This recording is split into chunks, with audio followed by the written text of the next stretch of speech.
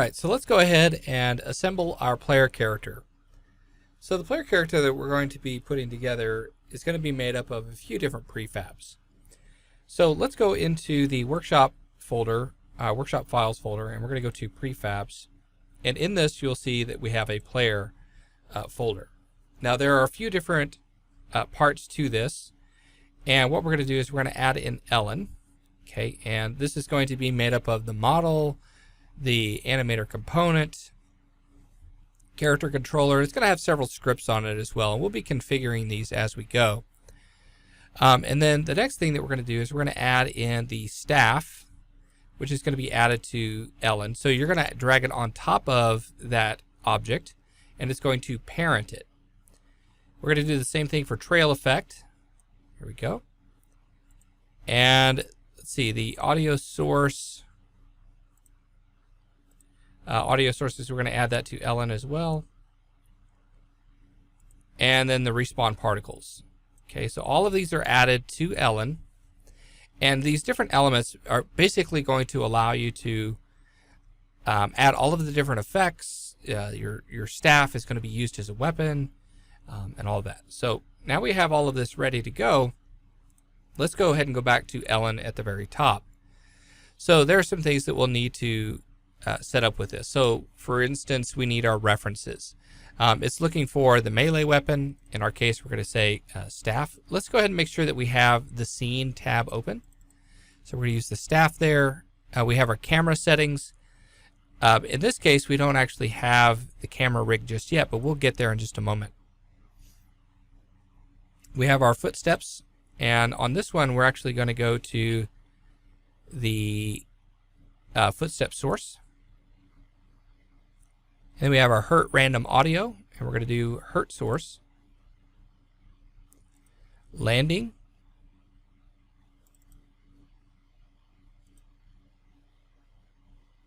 and this is going to be emote landing, and emote death, emote attack, and then finally the emote jump. All right. So that's all set up. We have all of our references that we currently need. Now, the next thing that we want to do is add in the camera rig prefab for this. So we're going to go to the 3D game kit. Let's go to prefabs, and let's see. Let's find our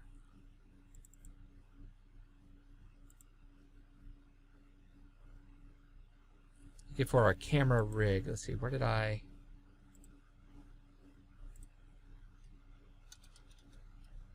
Okay, there we go. So camera rig, it looks like it's going to be, let's close this. So it's going to be 3D game kit, prefabs utilities, right? Now the camera rig, we're going to drag and drop into just the scene. We're not going to parent it to Ellen or anything. It's just going to be floating in space, okay?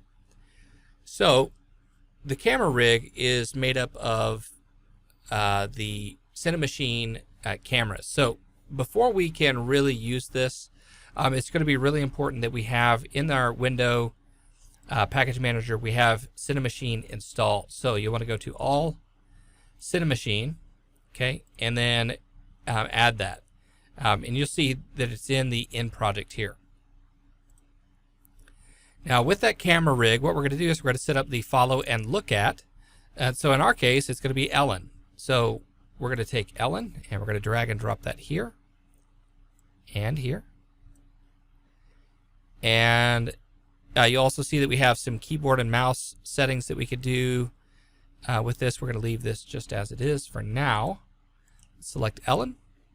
Now there are some things that we'll set up for the on death and what it's supposed to do, but we're not quite there yet. We have some things that we still need to set up first. So we have our head target, Ellen body. Okay, so that's great.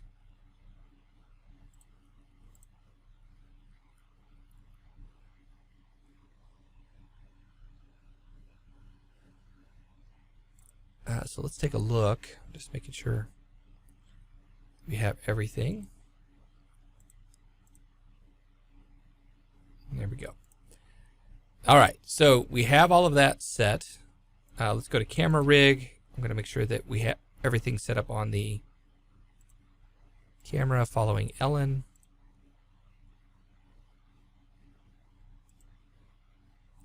All right, so let's hit play.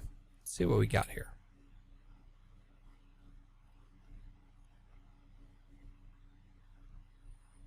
All right, so you can see that it's following around, but it's looking at Ellen there. And I actually don't want it to follow Ellen's feet. Okay, I want it to actually follow Ellen's head.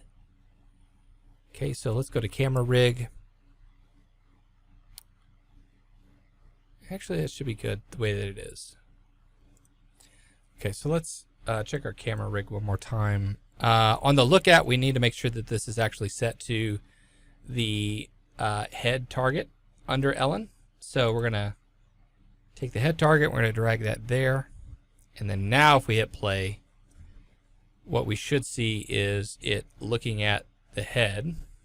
Okay, that looks good. Now that feels much better. Now, one thing that is throwing us off is it looks like the environment is rotating around because the mountain's in the background. So let's take a look at our skybox. And the skybox is right here. And we're going to pull that out. So we have our skybox camera. And right now the skybox camera is set to none. So what we're going to do is we're going to set this up to the camera brain. Okay. And now if we hit play,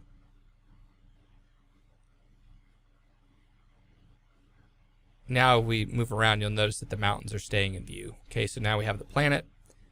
And so now we have Ellen. But one thing that you're going to notice is that Ellen is not moving around. We can't control Ellen or anything like that. So let's take a look at Ellen. And a couple of things that we want to make sure that is checked. Okay, Ellen can attack here. We have our camera settings. So what we're going to do is we're going to set this up to camera rig. Okay, so let's hit play.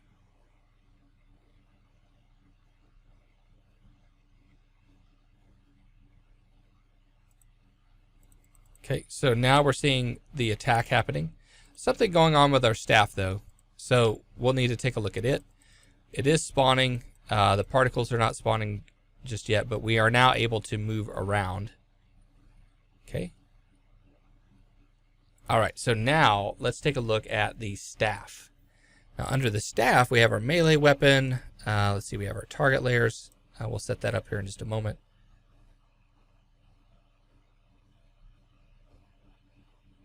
And here's our effects.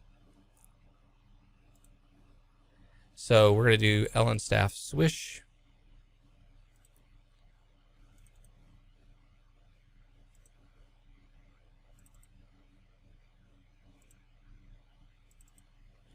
There we go. And then to follow on this one is going to be Ellen. It's going to be on the right hand.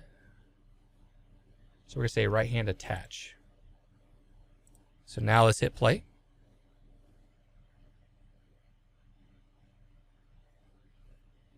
So now you can see here that we're now swinging the staff. And actually, I think that's the left hand. I didn't realize that. So actually, let's try that again.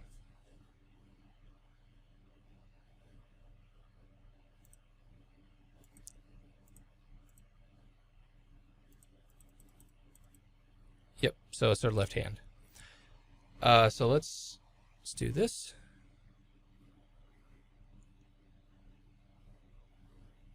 So we're going to do left hand attach. There we go. Now let's go ahead and take a look at it.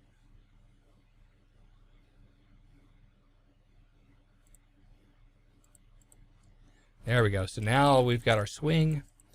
Everything's looking good. Now, at this point, Ellen is animating around. Okay, and we have this already set up, but I want to show you how this actually happens.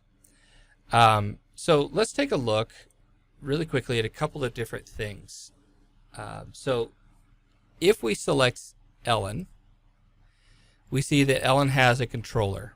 We can double click on that, And you'll see that this is what this looks like. Now, an animator controller is made up of states and substates. Okay? We also have transitions and parameters. In our case, what we can see here is that in our animator, in the entry, whenever the game starts, it goes to this respawn animation, okay, or animation state. If we select it, you'll see that the motion that is being used is Ellen spawn. That's an animation clip, okay? After that, you'll see that it transitions to a substate, which is our idle. Now, it's only doing that because when we get to the end of our respawn animation, it has an exit time. So at the end of the respawn animation, it goes to the idle state machine. Now the idle state machine, if we double click on this, will go into another level. Okay, state machines or substate machines are used for organization. So you can see that this is going back up to our layer where we were at before. Okay, so it's going to come from that, and upon entry, it's going to go ahead and go to the idle animation. And then we have the different transitions to go from idle 1 to idle 2 and to idle 3. So if we look at this on idle 1, you can see that random idle equals 0. And basically this is a number that is being derived from a script on Ellen. So this is if it equals 1, and this is if it equals 2. So it's randomly going between these different idles. Now we have this exit. Now we need, whenever we're using these substate machines, we have to exit out of them. And so in this case, we're going to say we're going to exit if we're grounded, or if we have input detected, meaning that we've pressed the W key or something like this. Now all of these conditions are being met and changed based on parameters. And you can see that we have a lot of different parameters here. These parameters are changed through scripts. So you'll actually find these parameters referenced inside of the player script.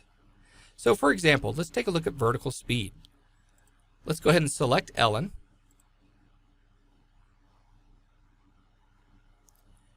And if we go to player input,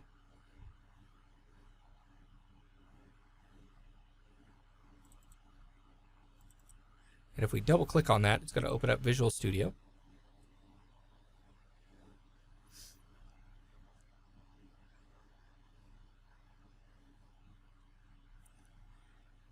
And let's go ahead and take a look, see if we can find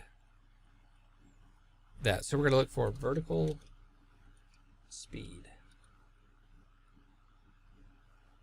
Actually, let's look for vertical. So you can see here we're getting the input axis, getting the input.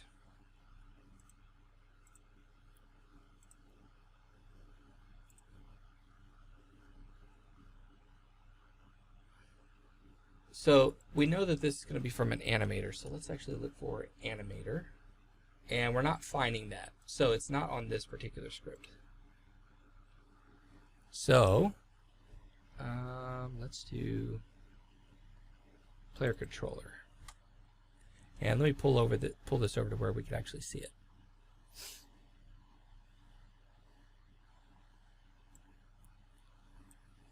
All right, so let's hit Control F, and let's say vertical speed. Okay, right here. So we have this float value, and it's saying how fast Ellen is currently moving up or down. Let's see. We have is grounded right here, currently standing on the ground. And so if we go back to our parameters,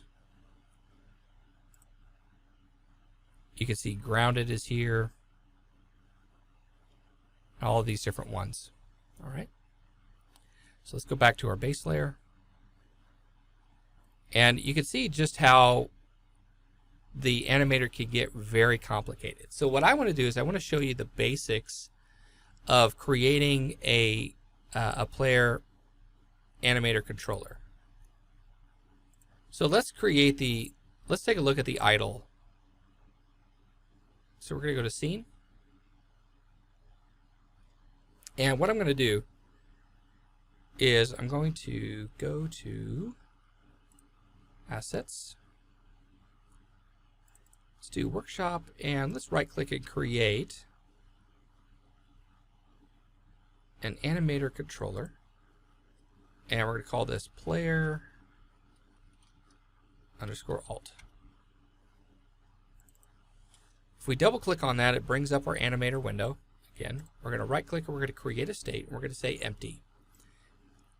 You'll notice that this state is the color orange, and this is telling us that this is the default state. Let's go ahead and rename it from new state to idle. And then we're going to assign the motion that we're going to use on this. So in this case, we're going to say idle,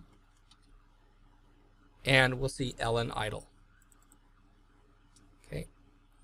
So now, if I have this here, I'm going to go ahead and go to the scene view, and I'm going to select Ellen, and I'm going to just switch out the controller for this to be player alt.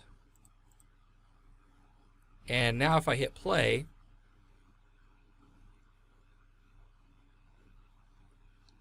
you'll see that Ellen is idling. She's not respawning or anything like that. So you can see that that animation is happening. Now if we try to press WASD, nothing is happening. And that's because the animations are not hooked up any longer. All right. So let's go back to our animator. And let's take a look. So we have our default animation, and we can begin to add in more states, and we could set up the logic for those by creating transitions. Now in order for this to work, we need to create a new empty state, and then we'll right click on the transition we want to go from, click on make transition, and then click on the state that we want to go to. Then you can select that transition and begin to set up conditions by adding them. But you'll notice here that there are no parameters that actually exist here. So we would need to add in some sort of parameter. Okay. So in this case, you can see that this is a very simple animator controller. You could go as far as you want on this to kind of prove your point and to teach on the animator controller itself. But the main part is to really just get users to understand how to use the animator controller.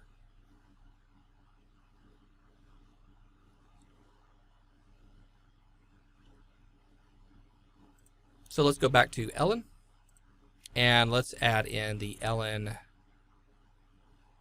animator controller because we're going to need that for our game.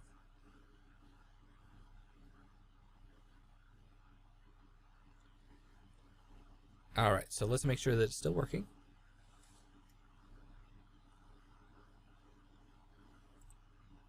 Okay, so we've got the respawn, we're moving around, we can attack, looking good. We even have the ability to jump. Okay, awesome. So now let's hit play. And now what we want to do is we want to talk about animations that can be created right inside of Unity.